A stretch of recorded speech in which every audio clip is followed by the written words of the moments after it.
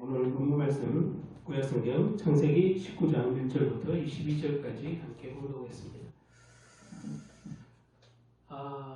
코로나 때문에 대부분 어쨌든 좀 강하게 집회를 예배를 이렇게 폐쇄는 아니지만 이제 강력하게 공고해서 예배를 대부분 거의 한 달 반 이상 2달 정도 공예배를 대부분 못 드렸습니다. 물론 뭐 드린 데도 있고요.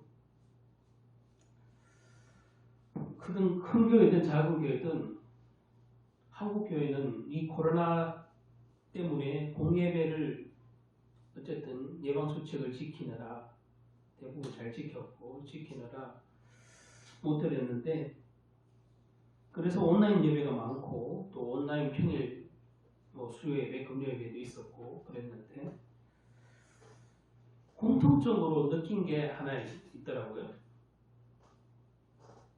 그거는 정치적 이념하고 아무 상관없이 본능적으로 느끼는 게 하나 있잖아요. 코로나 사태를 딱 겪으면서 신앙인이나 안 신앙인이나 똑같은 게 있어요. 뭐요? 생명에 대한 두려움. 생명에 대한 두려움은 신앙을 가졌든지 안 가졌든지 다 똑같아요. 나는 안 그러는데 예수 믿으니까 괜찮은데요? 그런 분이 계신 것 같은데, 기본적으로 그 내면은 제가 잘 모르겠으나 사람은 본능적으로 두렵습니다. 질병에 대한 두려움은, 죽음에 대한 두려움은 다 거기지 크게 차이가 없습니다. 그래서 코로나를 느끼면서 이렇게 사태를 지나면서 느끼는 것은, 믿음과 상관없이 우리는 생존에 대한 본능 때문에 코로나는 걸리면 죽을 수도 있구나 그런 생각하고 조심해야 되겠다 예방 차원도 있지만, 누구나 죽음에 대한 두려움은 그렇잖아요. 죽었는데 아무리 믿음이 있다고 해도 할렐루야 이러면서 가족들이 막 춤을 추고 노래를 부르진 않잖아요. 물론 신앙적으로 우리는 잠자는 것이기 때문에, 부활의 몸을 입을 것이기 때문에, 소망이기 때문에 깊이 슬퍼하지 않고 오래 가지 않지만 근본적으로 그렇습니다. 제가 이 말을 왜 서론에 하냐면, 이것 때문에 생명에 대한 위협, 두려움 다 느낀다. 또 한 가지는 뭐냐면, 그렇게 예배의 소중함을 몰랐던 우리가 대다수가 예배의 소중함을 알게 됐다고 고백한다는 게, 이게 정말 동전의 이면처럼 두렵고 막 이렇게 어려운데, 믿는 자들이 예배 안 가니까 편하다, 주일 놀러 갈 수 있어서 편하다 이럴 줄 알았지만, 2달 동안 거의 공예배를 못 들으니까 교회라는 소중함을 새삼 깨닫게 됐다는 사람이 주변에 많아요. 그리고 온라인상에도 보면 그렇게 고백하는 사람들이 많고, 목회자들 또한 성도가 이렇게 귀했구나. 물론 다 귀한 영혼이지만 대형교회는 정말 담임 목사님이 일일이 성도 한 명 한 명 기억하는 게 어렵잖아요. 근데 그 담임 목사님이 큰 성전에서 예배당에서 혼자 예배 녹화를 하거나 하는 그 장면을 봤을 때, 또 그렇게 고백을 할 때, 이런 날이 올 줄 몰랐는데 정말 이런 날을 겪네 이러면서 성도의 소중함, 그리고 예배의 소중함, 또는 하나님이 여전히 살아 계신다는 것에 대한, 역사를 주관하고 계신다는 것에 대한 좀 더 어떤 믿음이 대부분 생긴 것 같아요. 그러면서 지금 기독교 TV 같은 데는 보면 이 기회를 통해서 예배의 본질을 회복하고 교회의 본질을 회복하자. 그래서 가장 많이 듣는 내용이 요즘에 기독교 TV의 본질을 회복하자. 예배의 본질을 회복하자. 기도의 본질을 회복하자. 성도의 본질을 회복하자. 목회자의 본질을 회복하자. 이건 무엇보다 진짜 소중한 가르침인 것 같아요. 오늘 아침에도 생방송 나오는 그 목사님 설교에도 있어요. 이거는 그냥 머리로 하는 그 소중함이 아니라 몸소 체험하는, 야, 소중했구나, 소중하구나, 예배가 소중하구나.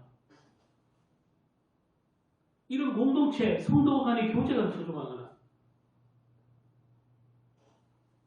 지난주 메시지였지만 그 교회의 그 목사님이 이렇게 성도가 간증하는 것을 들었다면서 얘기를 설교 중에 하셨는데, 그 교회는 성전이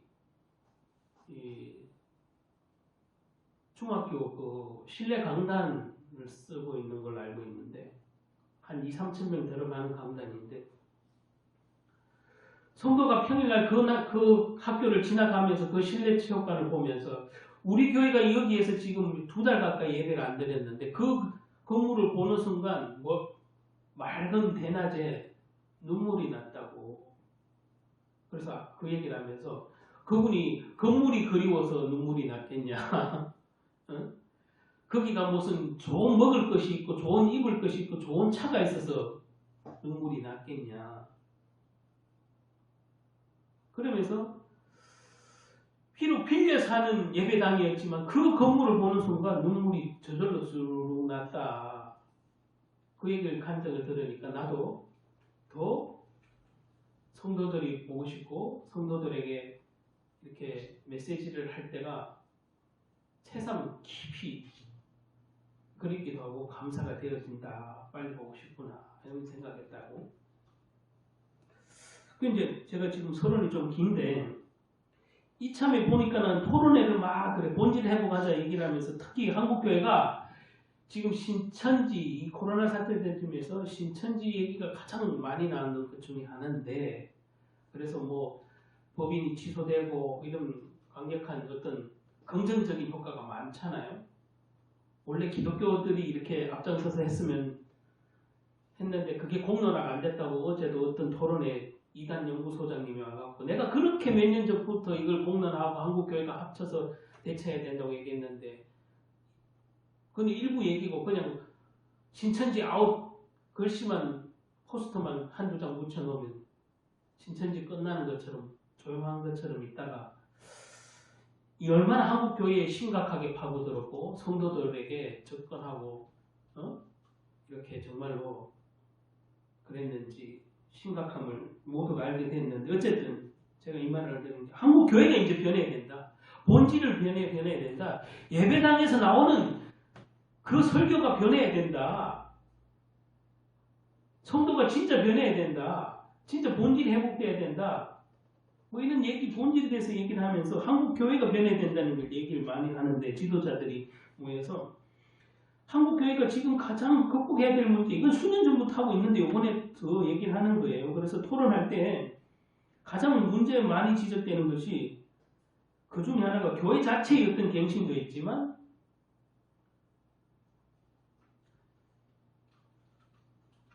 그냥 주일 성수만 꼬박꼬박하고 헌금을 꼬박꼬박 잘하는 그런 성도만 한국 교회가 키우지 않았나. 그런 면에서 정말 말씀에 대한 깊이와 넓이와 높이, 그리스도에 대한 이는 지식과 하나님에 대한 깊은 말씀의 어떤 언약의 사상이, 언약적 복음적인 생각이 뿌리 깊이 있는 게 있지 않고, 그냥 정말로 명목상 왔다 갔다 주일 성수 잘하고 헌금 잘하는 성도들이 너무 많았다는 것이, 이번 참에 성도도 개혁이 돼야 되겠고 교회도 개혁이 되겠고 목사님들도 성도의 양육을, 영성을 더 깊이 들여다보고 관심 있게 가르쳐 지키게 하는, 이런 그 얘기를 많이 했어요.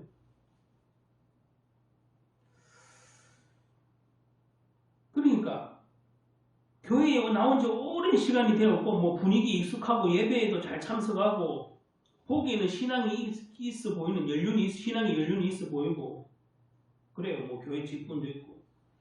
그런데 교회 예배당만 벗어나면 6일 동안 뭐 하는지도 모르고 기도도 안 하고 성경도 안 읽고 예배도 안 하고 개인적인 기도도 안 하고 이렇게 지내는 사람 크리스찬이 사실은 너무 많다는 것이 지금도 여실히 드러나고 있고 전 신천지 사건을 통해서 얼마나 영적으로 갈급했으면 저렇게 오랜 동안 기성 교단에 다니던 사람들이 갔다는 거예요. 성경적으로 무식해서 간 게 아니에요, 사실 대부분. 근데 뭐가 없어요?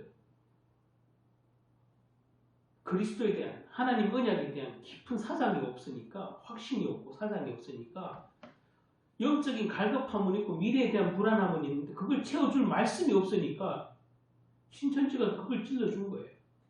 그게 맞는지 틀리는지 모르고 일단 목이 마르니까 먹은 거예요. 그렇게 얘기하더라고요. 우린 찬양도 많고 그런 속에 목마른 자들아 이리 와라. 그래, 목마른 자들을 이리 와라고 노래는 찬양을 하는데 그걸 교회에서 충분히 목마른 성도들에게 그 샘의 근원인 예수 그리스도를 언약을 전했는지, 영적인 양식을 꼴을 충분히 먹이고 있었는지, 그거를 반성하고 정말 개혁해야 될 때가 아닌가 그런 생각을 해봅니다. 어쨌든 그래서 너무나도 세속적인 종교인의 모습들, 교인들이 너무 많다는 것이 사실은 이렇게 드러나는 거죠. 이게 감출 게 아니에요. 그리고 한국교회가 내 개교인만 잘해야 될 게 아니라 전체가 잘해야 되는 거죠.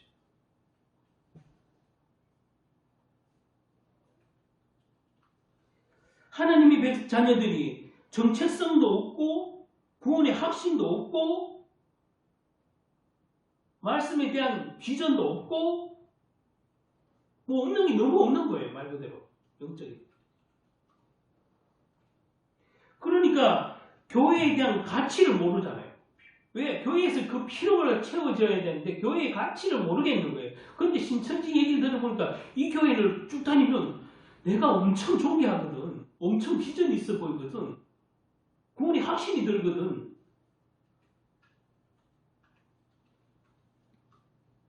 진짜 그 구원의 생명에 대한 정체성을 깊이 예배 때마다 공예배 때마다 성도의 교제를 통해서 배워야 하고 확신이 들어야 되는데 그동안은 그렇지 못했다는 게 사실 드러난 거예요. 그래서 건강한 이 영성이 없고 건강한 말씀의 양식이 없어서 그런 거예요. 교회가 부족해서가 아니라 뭐죠?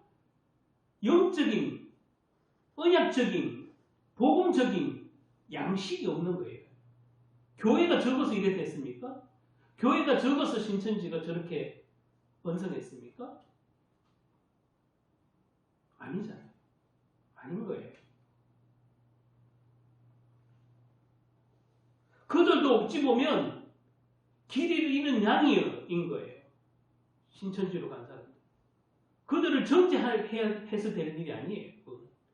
길이 잃은 양을 똑바로 인도하지 못하고 방치하고 있다가 뺏긴 거예요. 이리에게 뺏긴 거예요. 그러면 찾아올 영혼이지 정죄하고 욕할 영혼이 아니라고. 그렇죠? 근본적으로. 어쨌든 지금 이 일을 겪으면서 그냥 종교인이 너무 교회에 많다. 그리고 성도의 그 영적인 갈급함과 생명의 양식을 제대로 주지 못하고 있었다. 이 목회자들부터 먼저 저부터 모든 교회들이 사역자들이 회개하고 하나님 앞에 정말 신실하게 이 성도들에게 영의 양식들을 공급할 수 있는 기회가 됐으면 좋겠어요. 그런 면에서 아주 질병적인 면에서는 국가적인 경제적인 면에서는 최악으로 나쁘지만 우리가 지금 겪는 예배 못 드리고 이렇게 자유롭지 못한 부분에 대해서는 오히려 확실히 개혁할 수 있는 성도나 교육자나 교회나 모든 면에서 확실히 터닝 포인트 할 수 있는 전화위복이 될 줄 믿습니다. 그래야 되고 오늘 본문에 보면 지금 서론이 좀 길었는데 이 명목상 교인과 같은 사람이 등장을 하는데 이 사람이 누구예요? 오늘 본문의 주인공으로 나오는 사람이 누구예요? 롯이에요. 명목상 교인이에요. 지금으로 보면. 명목상 성도예요. 롯이. 왜 그래요? 그 사람, 그 바로 롯은요, 아브라함이 조카기도 하지만 아브라함은 항상 따라다니면서 아브라함과 함께 일했고 재산도 늘어났어요. 그래서 아브라함이 하는 여러 가지 모습을 보는 중에 나름대로 신앙생활을 했던 사람이에요. 쉽게 말하면. 왜요? 아브라함 옆에서 하나님 앞에 아브라함이 예배 드리는 것도 봤고 하나님 이름을 불러도 봤고 기도도 해보았던 사람이에요. 그게 롯이에요. 그러나 그 롯의 삶은 깊이 들여다보면 그는 하나님보다는 세상을 더 사랑하고 하나님 백성다운 삶을 살기는커녕 세상 사람들과 별 구분 없는 그냥 세속적인 삶을 살았다는 게 지금 18장에도 나오고 19장 나오고 쭉 롯의 모습을 보면 알 수 있어요. 그래서 명목상 교인이에요. 물론 아브라함도 아직 성숙하진 않아요. 그러면서 우리가 지금 함께 보는 것은 아브라함과 롯의 종들이 서로 싸움하고 갈등을 일으켰을 때 자신을 키워줬던 보살펴줬던 아브라함을 말 그대로 나몰라하고 자신이 보기 좋은 땅을 먼저 택하고 이해관계 따질 때는 전혀 신앙적인 판단을 하는 것이 아니라 이기적이고 자기 유익만 찾는 판단을 하고 행동을 했던 사람. 그게 바로 롯이에요. 오늘날 우리 대부분 누구나 너나 할 것 없이 내가 롯이 아닌가 한번 살펴볼 일이 아닌가 그런 생각이 들었어요. 그 형식적인 면에서는 되게 성도예요. 근데 오늘 이 본문에 보면은 이 형식적인 명목상 성도였던 교인이었던 이 롯을 구원하시기 위해서 하나님이 천사를 둘을 보내시는 장면이 지금 기록되어 있는 거예요. 천사를. 하나님께서 소돔과 고모라를 멸하겠다고 말씀해 주시고 마지막 확인을 위해서 두 천사를 그 도시에 보내셨는데 이 두 천사는 롯의 집에 방문하여 하게 되는 거죠. 롯의 집에 지금 방문을 하게 됐는데 그런데 밤이 돼서 동네 사람들이 몰려와서 자신들에게 롯의 집에 방문한 사람들을 내놓으라고 이제 협박을 하는 게 4절과 5절이에요. 그들이 눕기 전에 그 성사람 소돔 백성들이 노소를 막론하고 정말 이렇게 모여서 그 집을 에워싸서 롯을 부르고 그에게 이르되 오늘 밤에 내게 온 사람이 어디 있느냐 이끌어내라. 우리가 그들을 상관하리라 이렇게 얘기하는 장면. 내놓으라는 거예요. 여기서 상관하겠다는 것은 롯의 집에 방문한 그 사람들이 억지로 여러분 이게 뭔지 알아요? 여기 지금 분명히 여기는 하나님이 소돔과 고모라를 위해서 멸망하기 위해서 천사들을 둘을 먼저 보냈다고 되는데 이것을 사람의 모습이었나 보죠. 근데 이 두 명이 들어왔다는 모습을 보고 쳐들어와서 내놓으라고 두 사람을 들어온 사람을 내놓으라고 롯을 협박을 하는데 여러분 이게 우리말로 고상하게 지금 번역되어 있어서 그래요. 여기서 상관하다는 얘기는 성관계를 하겠다는 얘기예요. 이게 그냥 얘기가 아니에요. 소돔과 고모라예요. 성적으로 가장 음란했던 도시였는데 여기에 있는 사람들이 몰려와서 뭐라고요? 이 천사 둘을 사람으로 보고 그 사람 둘을 내놓으라고 얘기를 하면서 오늘 밤에 상관하리라 이 얘기는 성관계를 하겠다는 얘기예요.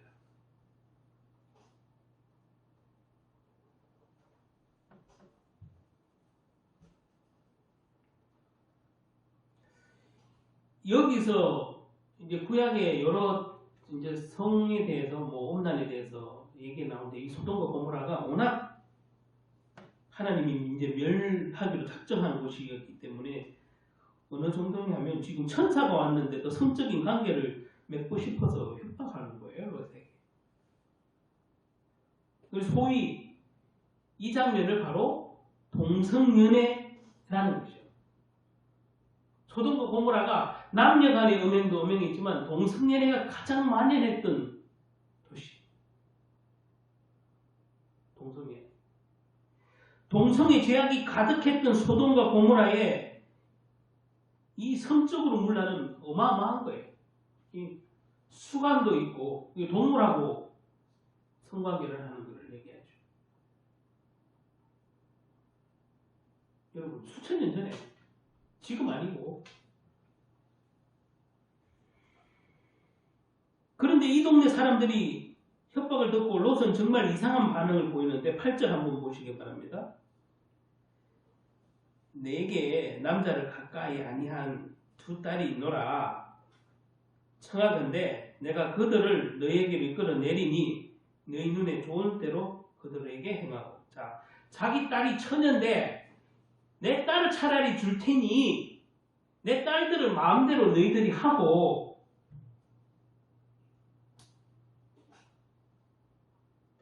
이 자기 집에 방문한 이 두 사람에게는 아무 일도 저지르지 말라고 부탁을 해요.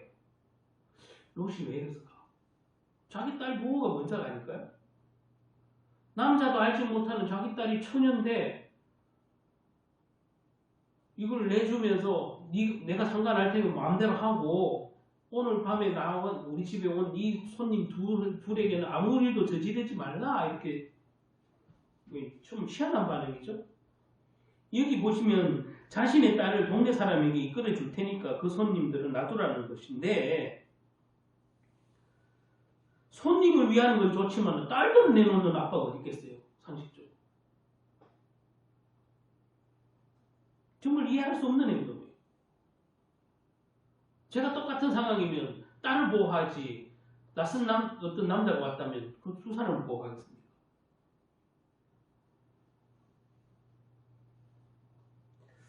여러분, 여기에 문제가 있는 거예요. 아직까지 롯은 뭐야? 그냥 세속적인 신앙이에요. 세속적. 그래서 자기 딸을 보호하려고 하는 이 윤리적인 측면이나 신앙적인 수준이 아직 형편이 없는 롯이라는 게 드러날 거예요. 윤리적으로나 신앙적으로. 그것을 엿볼 수 있는 거예요. 하나님은 더 이상 소돔과 고모라의 죄악의 수준을 그대로 두고 볼 수가 없어서 멸하겠다고 작정하셨고 심판을 작정하셨잖아요. 심판을 작정하시고 나서 하나님은 롯과 그의 가족을 데리고 이곳에서 빨리 도망가라고 명령하잖아요. 17절. 그래도 구원을 베풀기 위해서 뭐야?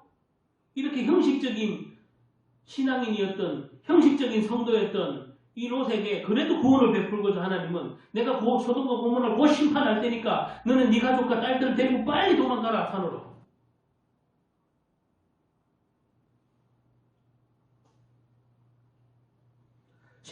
보면은 그 사람들이 그들을 밖으로 이끌어낸 후에 이럴 때 도망하여 생명을 보존하라. 돌아보거나 들에 머물지 말고 산으로 도망하여 멸망함을 면하라.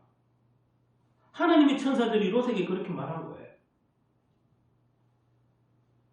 도망하여 생명을 보존하라.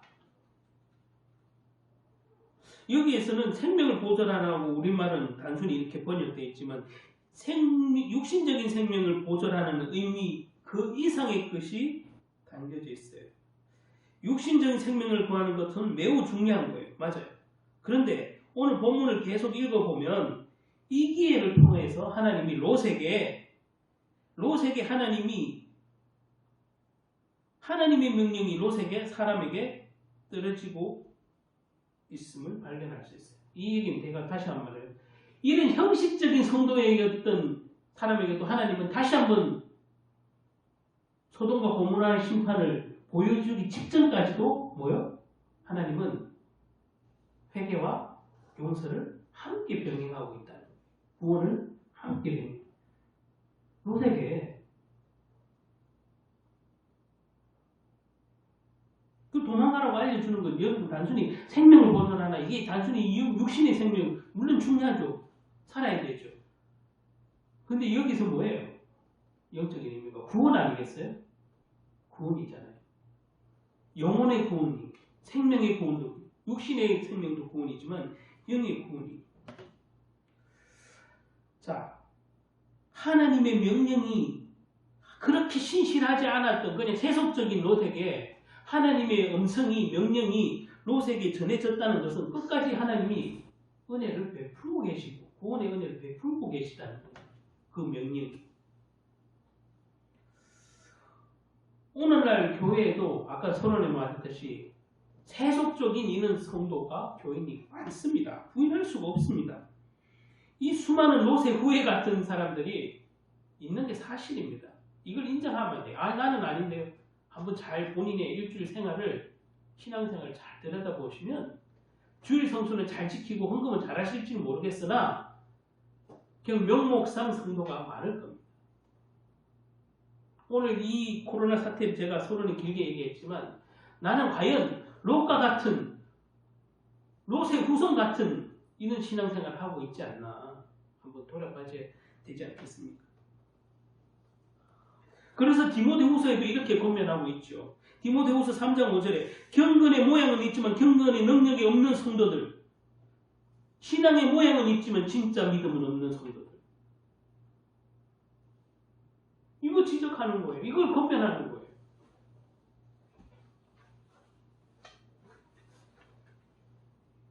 신앙이 단순히 예배당에 오는 것만 신앙입니까? 예배 자리에 이 시간에 앉아 있는 게 신앙입니까?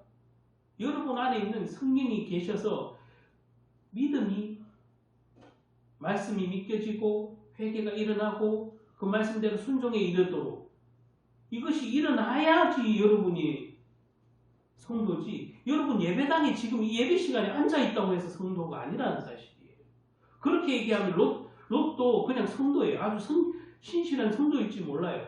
보기에는. 그런데 되게 세속적이라고 제가 처음에 말씀드렸죠. 지금 윤리적으로도 자기 딸을 보호하는 게 아니라 그냥 내 편한 대로 생각을 하고 내 유익대로 생각을 해서 자기 딸을 내주고 두 남자를 보호, 두 손님 입장에서 해야 좋지. 여러분 생각해 보세요.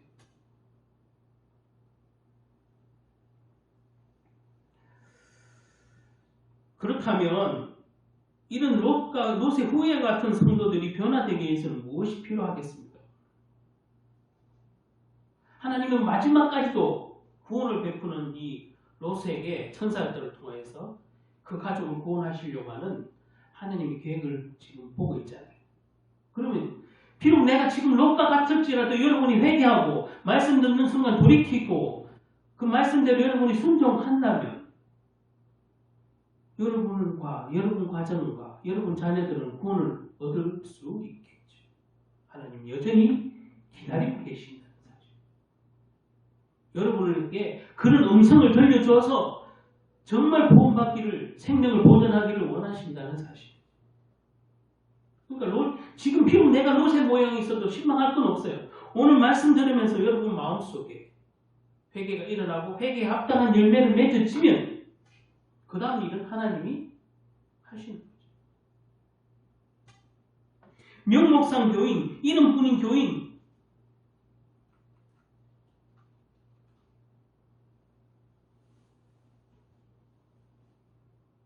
지극히 세속화된 교인, 여러분 이게 되게 속는 거예요.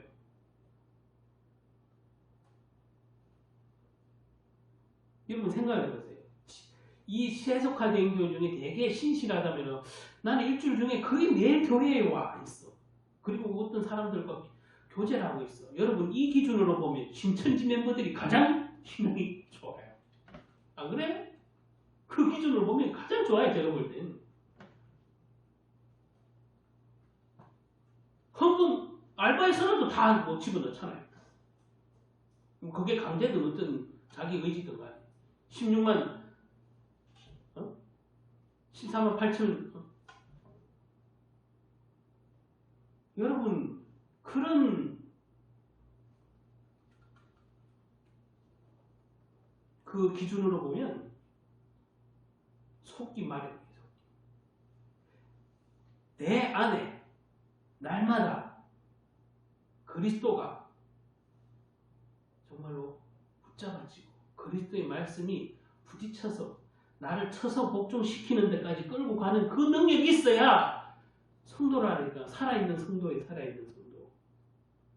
죽어있는 성도 말고 죽은 교회라고 불리는 예언 계시록에 있는 살았다 하는 죽은 교회, 뭐예요? 4대 교회와 같은 그런 교회가 안 되고 4대 교회의 그런 교인이 안 되려면 날마다 그리스도가 부딪히고 그리스도를 붙잡고 날마다 그리스도가 지신 그 은혜 안으로 들어갈 수 있는 사람.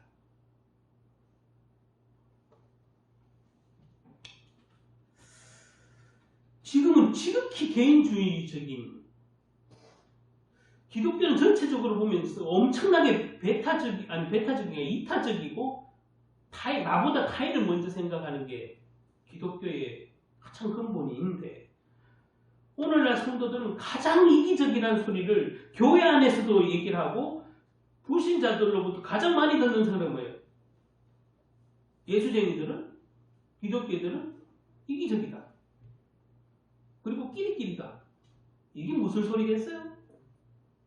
물론 그들이 기본적으로 기독교인을 싫어한다는 걸 저도 알아요. 잘해도 욕을 하고. 그런데 욕을 먹을 짓을 충분히 하고 있지는 않냐고 한번 돌이켜봐야 되죠. 이기적이다. 그리고 편리적이다. 이 얘기는 돌려서 한 얘기지만 편리적이다는 것은 자기 편한 대로 생각해요. 남에게 피해를 줄건 말건 나만 하면 돼요. 그러니까 제가 요번에 코로나를 느끼면서 일부 교회가 문제가 되는 것은 내 신앙 지키기 위해서 주변에 믿지 않는 이웃들에게 엄청난 불안과 공포를 준다는 사실을 거꾸로 생각해보고 이타적으로 생각하란 말이죠. 이웃을 사랑한다는 게 뭐예요? 이타적으로 생각하라는 거예요. 성경의 가장 큰 가르침, 신약에서 예수님께서도 가장 첫째 되는 계명이라고 얘기하신 것, 새 계명을 너에게 준다고 얘기하신 것 중이 뭐예요? 새 계명이라는 게 사실 새로운 것도 없지만 네 이웃을 네 몸처럼 사랑하라. 근데 이걸 꿈에도 생각을 안 하고 나 예배 지키는데 네가 무슨 상관이야? 이러면서 자기 신앙 지킨다고 막 자랑만 하지, 이웃이 그것 때문에 그 방역을 하기 위해서 수많은 어떤 공무원이라든가 인력이 동원되고 경찰력이 동원되고 이런 모습이 과연 하나님이 원하시는 건가 말이지. 그런 예배를 원하십니까? 그럼 본인이 원했겠죠.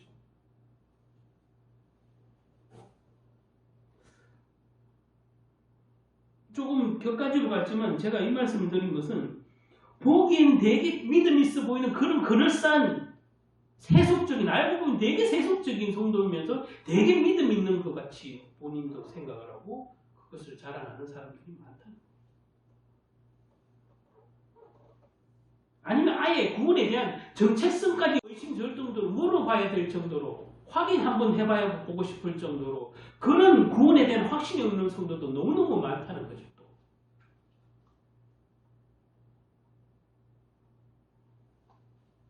이 땅에 수많은 롯과 같은 성도가 4대 교회가 같은 성도 교회가 살아있다고는 하나 죽은 교회라고 심판받는 그 계시록에 있는 그 성도가 어느 교회가 4대 교회가 될지는 아무도 모르는 거예요. 지금의 자기들 교회의 현실을 철저하게 이번 일로 통해서 전부 돌아봐야 되지 않을까. 우리 교회도 마찬가지예요. 다 똑같죠. 살아있다는 죽은 교회다 이 말이죠. 나는 성도를 하지만 하나님 보시기엔 전혀 성도가 아니다 말이죠. 세속적이다 말이죠. 그럼에도 불구하고 하나님은 구원을, 그 기회를, 그리고 우리에게 그 은혜를 주신다는 거예요. 롯에게 오늘 명령하신, 천사들을 통해 명령하신 것을 보면 생명을 보존하라, 피하라, 도망하라, 이 얘기는 구원이에요. 자, 오늘 참된 성도들로 변화되고 롯과 같은 성도에서 참된 그리스도인으로 변화되는 이 거듭남의 역사를 경험하기 위해서는 여러분 오늘 본문을 보면서 무엇을 해야 되겠습니까? 한번 질문하면서 오늘 해답을 찾아보는 은혜가 있으면 좋겠습니다. 그러면서 첫 번째 제가 이렇게 오늘 본문을 보면서 하나님 말씀에 진지하게 반응해야 된다. 그런 생각을 했어요. 왜냐하면 이 문구 하나 때문에 제가 이 말씀을 드리는데 오늘 본문에 보면 두 천사가 롯에게 하나님의 심판을 경고하게 듣게 됐는데 롯은 그 경고의 말씀을 믿었어요. 일단 세속적이긴 하지만 그래도 롯은 밑바탕에 기본적인 신앙심이라는 게 있어서 믿었어요. 하나님이 그 천사들이 한 말을. 그래서 이 심판의 말씀을 듣고 자기들 가족들에게 이 도시에 하나님의 심판이 임할 것을 전달해요. 12절 13절 한번 다시 보시면 그 사람들이 롯에게 이르되 이에 내게 속한 자가 또 있느냐 내 사위나 자녀나 성중에 내게 속한 자들을 다 성 밖으로 이끌어내라. 그들에게 부르짖음이 여호와 앞에 크므로 여호와께서 이곳을 멸하시려고 우리를 보내셨나니 우리가 멸한다. 이렇게 말씀이 있어요. 하나님의 천사들이 이 성 곧 하나님의 심판을 받아야 한다는 메시지를 전달하고 롯은 자기 가족들과 사이들에게 이 심판의 소식을 전달해요. 그런데 사위의 반응을 잘 주목해서 보시죠. 14절 롯이 나가서 그 딸들과 사위가 결혼할 사위들에게 말하였는데 여호와께서 이 성을 멸하실 터이니 너희는 일어나 이곳을 떠나라 하되 그의 사위들은 농담으로 여겼다. 그래서 제가 오늘 지금 방금 말한 첫 번째 우리가 거듭나기 위해서 증거가 있기 위해서는 신앙생활이 성숙해지기 위해서는 하나님의 말씀을 그렇게 농담처럼 농담으로 생각 안 한다면 사실은 불신앙이죠. 하나님의 말씀을 정말 진지하게 반응해야 돼요. 그 얘기는 언약을 붙들으라는 얘기죠. 농담으로 들을 얘기가 하나도 없어요. 사실 하나님 얘기.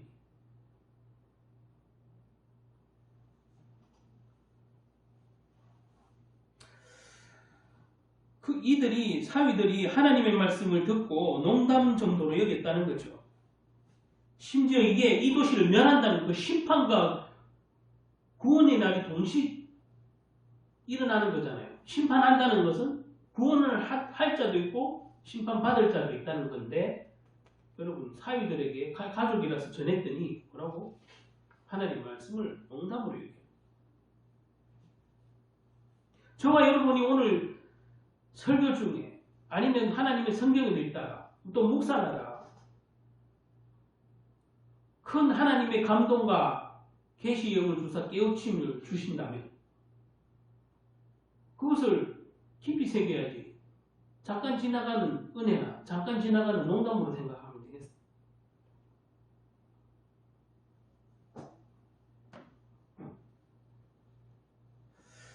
제가 이래 보니까 요즘 신학자들도 그렇고 사실상 명목상 교인들과 신학자들도 많은 것은 성경 말씀 특히 창세기에 있는 말씀 뭐 이렇게 보면 신화 정도로 아는 사람들도 많고 어느 교수가 나도 최근에도 그 유튜브를 보고 들었는데 이 창세기는 그냥 그 고대 근동의 그쪽 지방에 있던 신화 정도로 생각하더라고. 그 신학교 교수더라고.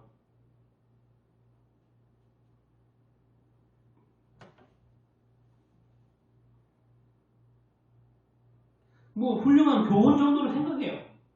이 창세기 나오는 얘기들을 들으면서 그냥 훌륭한 교훈. 여러분 이게 교훈입니까? 하나님의 말씀이에요. 우리가 성도라는 것은 창세기부터 계시록까지 66권 모두가 하나님의 말씀으로 알고 믿는 것이 성도인데 특히 이 창세기에 있는 내용들을 무슨 신화나 좋은 교훈 얘기로 들으면 큰일이죠. 롯의 사위처럼 이것을 무슨 그런 재미를 있는 책이 아니에요. 그렇다고 무슨 감동받으려고 있는 것 아니에요. 이 창세기 나오는 모든 내용들은 구원과 심판에 관한 내용들이 주를 이루고 있는데 여러분 뭐를 얘기해 주는 거냐고. 역사의 주관자이시고 지금도 살아계시고 비록 하나님이 진노할 심판의 일을 그 지경에 일러도 하나님은 구원할 계획을 갖고 계시고 은혜를 베푸신다는 거예요.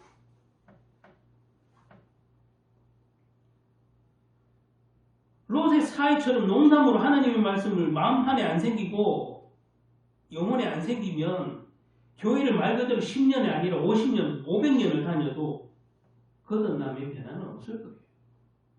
자기 기분에 따라 다니는 거지. 자기 자랑을 위해서 다니는 거지. 유명한 빌레그레암 목사님이 하나님의 심판에 대한 책을 쓰려고 이제 원고를 작성하고 있었는데 원고 작성이 끝나고 나서 자기 부인 이 루스라는 여사, 이름이 루스인데 루스라는 여사에게 원고를 먼저 읽게 하였는데 빌레그람 목사님이 부인에게 당신은 이거를 어떻게 생각하냐고 당신도 시대에 하나님의 심판이 있을 수 있다는 것을 믿냐고 물었다고 해요. 그런데 그 사모가 그 루스 여사가 빌레그람 목사님 이렇게 대답했다고 해요. 만약 하나님이 이 시대의 사람들의 죄악상에 대해서 심판하지 않는다면 하나님은 소돔과 고모라 시대의 사람들에게 사과를 하셔야 할 것 같습니다. 그 얘기는 뭐예요? 소돔과 고모라보다 지금이 더 심판받을 짓을 하는 죄악이 더 만연하다는 얘기죠. 그래서 지금 이 시대를 심판을 하나님이 안 하면 소돔과 고모라의 심판은 하나님께서 사과를 하셔야 된다고 얘기를 했다고 그 얘기를 하는 거잖아요. 여러분 우리 시대의 지금 죄상이 얼마나 깊고 어둡고 완악한지 심지어 믿는 신자들이 얼마나 세속적이고 이기적인지 온갖 철학과 온갖 지식으로 짬뽕되어 있는지 혼합되어 있는지 이게 종교다원주의라고 그러죠. 짬뽕되어 있는지 평화라는 이름 앞에 모든 종교는 다 구원이 있다고 얘기하는 이 지경에 이르는 기독교 안에서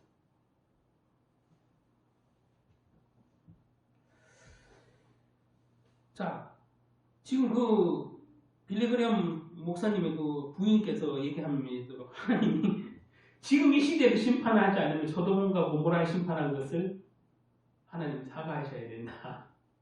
정말 웃음이 나는 얘기지만 얼마나 이 시대가 소돔과 고모라 얘기할 때가 아니라는 사실. 그러면 지금 우리가 성경을 통해서 있는 이 소돔과 고모라의 심판에 대해서 뭘 알아야 되겠습니까? 여러분은 심판을 믿으십니까? 당장 우리 눈으로 살아 생전에 소돔과 고모라 같은 심판을 경험을 못할 수도 있어요.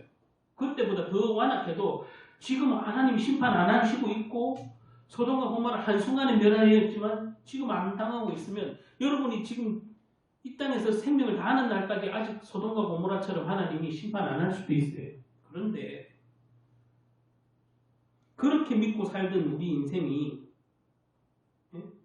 언제 개인적으로 여러분에게 심판의 날이 갈지는 아무도 몰라요. 왜냐하면 시대의 심판은 그렇게 안 할지 몰라도 여러분 개인 인생의 삶의 심판은 그 심판이 오늘일지 지금 1시간 뒤일지 2시간 뒤일지 하루 뒤일지 한 달 뒤일지 1년 뒤일지 10년 뒤일지 이 얘기는 뭐예요? 여러분의 죽음이 연관되어 있는데 여러분 죽음이 여러분 압니까? 그럼 죽은 후에는 심판이 기다리고 있는데 여러분은 내 때 그냥 소돔과 고모라처럼 이는 막 하나님의 심판이 아니했다고 해서 여러분 개인의 심판은 준비하고 계시냐 이 말이죠.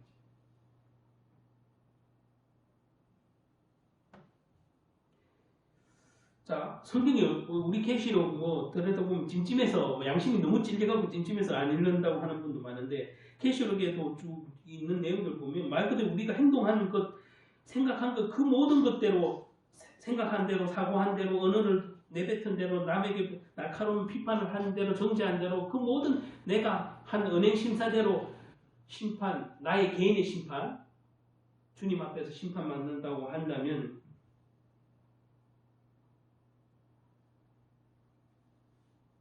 우리가 과연 심판을 면할 믿음은 있는지.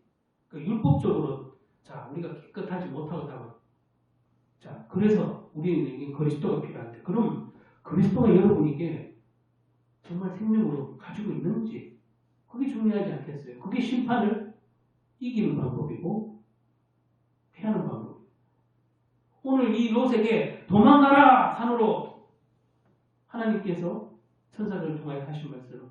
여러분에게 하나님이 심판이 임할 때 여러분에게 피할 길을 주신 것이 그리스도인데 여러분은 그리스도로 피해져 있냐고요. 그리스도 안에 있냐고요. 그리스도 앞으로 도망갔냐고요. 그게 중요하다. 특별히 하나님의 심판에 대해서 경고에 대해서 진지하게 귀담고 우리 인생이 어느 날에 반드시 하나님의 보좌 앞에서 심판날에 선다는 사실을 우리는 기억해야 된다는 사실이죠. 그 얘기는 두렵과 떨림으로 우리가 항상 나 자신을 말씀 안에서 내가 믿음 안에 있는지 성령 안에 있는지 그래서 성령이 기뻐하시는 일을 하고 있고 기뻐하시는 생각을 하고 있는지 말을 하고 있는지 점검해보지 않고 그냥 6일 내내 그래 살다가 교회 하루 딱 주일 성수했다고 헌금 냈다고 땡 치고 하나님하고 진짜 퉁치는 그런 사이인지 모르겠는데 내가 과연 그리스도에게 피해가 있는지 오늘 롯에게 산으로 도망가라 이 얘기를 할 때 여러분 보고 그리스도에게로 피해라 이렇게 얘기하시는 하나님이란 말이죠. 그럼 내가 그리스도 안에 있어야 되잖아요. 그리스도를 알아야 되잖아요. 아무나 그리스도는 아니잖아요. 예수가 그리스도죠. 아무나 그리스도. 이만희가 그리스도가 아니고 무슨 동방번개교회 그 여자가 그리스도가 아니고 그렇죠? 여러분이 그리스도에게로 날마다 가고 있냐 이 말이죠. 피하고 있냐 이 말이죠. 그분 앞에 있냐 그분 안에 있냐. 자, 시간상 이제 좀 줄여야 되겠네요. 좀 준비를 길게 했는데 자 오늘 제목처럼 강권하심의 은혜와 사랑. 자 하나님은 지금 롯에게 강권하셔요. 천사를 통해서 뭐요? 믿음 있도록 도우시는 얘기를 하죠. 심판이 있을 것이야. 경고를 알리고 경고를 또 전하라고 명령하시고 그걸 전했을 때 야 빨리 산으로 피해라. 생명을 보존해라. 이렇게 얘기하는 거예요. 이 롯에게 이 소돔과 고모라의 심판을 체험하게 하시면서 믿음이 있도록 변하도록 강권하시는 하나님이다 이 말이에요. 천사를 통해. 여러분에게 지금 천사가 두 명이 와서 여러분이 믿음이 있도록 내가 그동안에는 롯과 같은 신앙생활을 했을지라도 빨리 그리스도에게로 피해라. 빨리 그리스도 안으로 들어가라. 빨리 말씀으로 붙잡아라. 농담으로 여기지 마라. 그렇게 음성이 들려지면 여러분 지금부터 변하는 거예요. 그게 하나님의 강권하심이 은혜와 사랑이다. 오늘 설교를 통해서 지금 여러분에게 하나님이 전하는 음성 그 권면이 강권하시고 그것이 은혜와 사랑이다.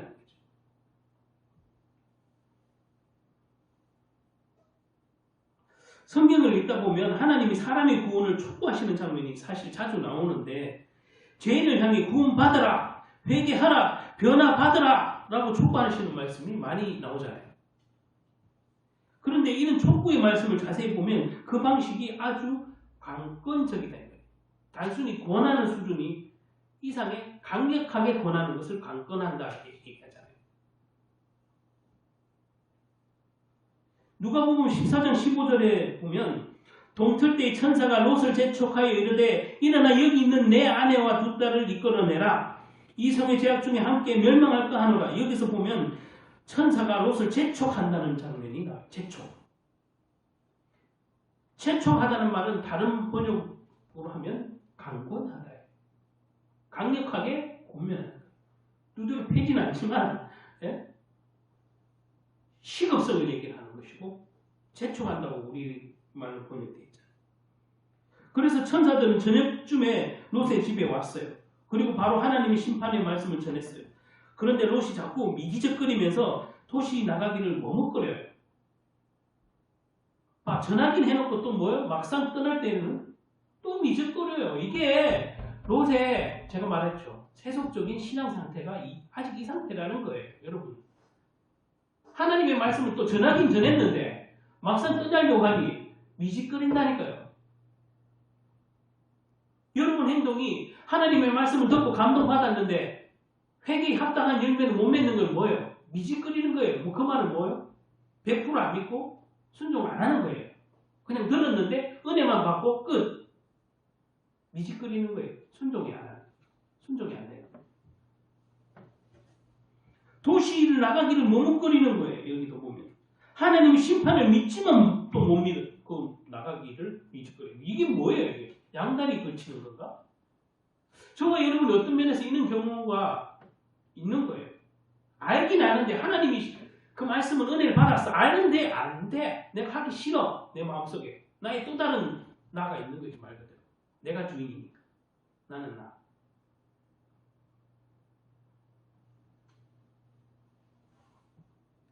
롯에 지체하자 그 사람들이 롯의 손과 그의 아내의 손과 두 딸의 손을 잡아 인도하여 성 밖에 두니 여호와께서 그에게 자비를 더하심이었더라. 자, 천사가 재촉했고 미직거리는데 그 강권하에 재촉한 것. 그래서 그 아내와 두 딸의 손을 잡고 성 밖에서 두었더니 하나님께서 너 왜 민기질거렸어? 이 녀석아 혼을 내는 게 아니라 그럼에도 불구하고 은혜의 말과 사랑의 말을 하는 것이 보면 이 본문에도 여호와께서 그에게 자비를 더하셨더라. 여러분 신앙이 비록 좀 그렇게 롯처럼 지냈을지라도 포기하지 마시고 하나님의 은혜와 사랑을 말씀을 통해서 강권하시는 하나님의 사랑을 이 시간 깨달은 저와 여러분 됐으면 좋겠습니다. 심판이 온다고 해도 갈 긴급함이 없어요. 미기적거려요.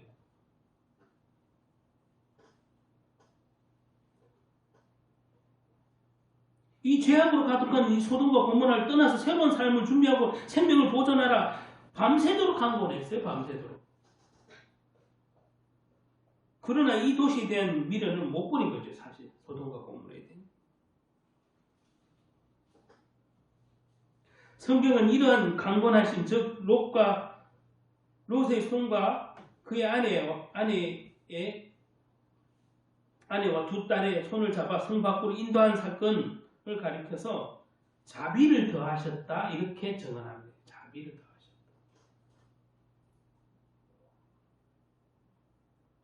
하나님이 강권하시면 그것은 은혜와 사랑이다 이 말이죠. 롯의 가족을 소돔과 고모라 도래시에서 강제로 끌어내고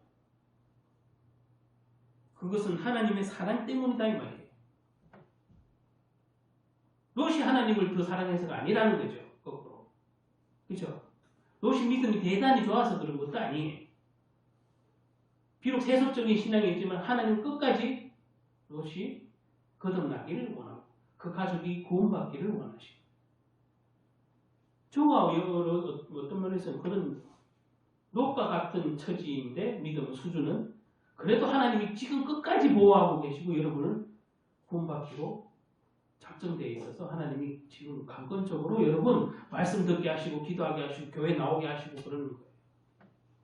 혹시 누구 부탁에 의해서 혹시 부모님 때문에 왔더라도 사실은 예배당에 와서 말씀 듣는 자리는 감사해야 되는 거예요. 사실. 그렇잖아요. 왜냐하면 그것은 성령에서 하시는 강권하심이고 천사가 하는 강권함이고 하나님이 하시는 일이에요. 비록 누구 때문에 억지로 끌려오듯이 왔어도 여러분은 감사하다면 감사가 회복된다면 그 일을 통해서 믿음이 들어갈 것이고 그 믿음을 통해서 하나님의 일은 시작되고 역사할 것이니까. 그러니까 저와 여러분이 자 이제 말씀하시는데 어쨌든 하나님의 말씀을 은혜 받는 데만 그치지 말고 정말로 마음판에 새기고 우리가 농담으로 여기는 사람이 있겠나 싶지만 그 얘기는 농담이라는 건 이 정도는 아니어도 하나님의 말씀을 진실로 안 믿는 거예요. 진실로. 불신앙이죠. 불신앙이 멀리 있는 게 아니라는 거죠. 그리고 내가 믿음이 있다고 하면서 순종 못한다면 그 믿음 없는 거예요, 사실.